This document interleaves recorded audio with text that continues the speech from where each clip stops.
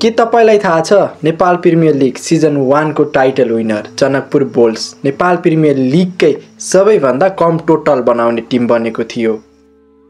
Season 1 single round Rabin र playoff फर्मेटमा भएको थियो, जसले गर्दा हरेक टिमले प्लेअफ र फाइनल बाहेक विरुद्ध टिमसँग एक खेल मात्र खेल्ने मौका पाएका थिए। त्यसै अन्तर्गत जनकपुर बोल्ट्स र सुदूरपश्चिम रोयल्स डिसेम्बर 11 मा आफ्नो पहिलो खेल खेलेका थिए।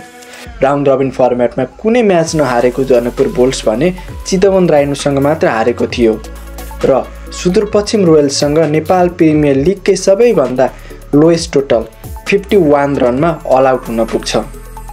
सुदूरपश्चिम रोयल्स र जनकपुर बोल्ट्सको भेट फेरि पनि क्वालिफायर 1 मा हुन्छ। पहिलाको जस्तै सुदूरपश्चिम रोयल्सले डोमिनेटिङ वेमा जनकपुर बोल्ट्सलाई हराउँछ।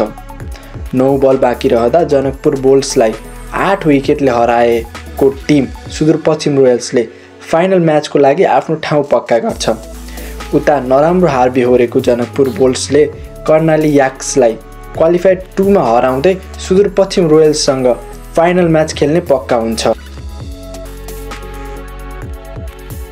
सुदूरपश्चिम रोयल्ससँग दुवै म्याचमा नमच्चाको हार बेहोरेको जनकपुर बोल्ट्स भने फाइनल म्याचको लागि निकै एक्साइटेड देखिन्छ।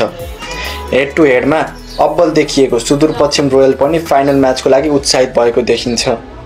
पहिला ब्याटिङ गरेको सुदूरपश्चिमले जनकपुरलाई 185 रनको टार्गेट दिन्छ।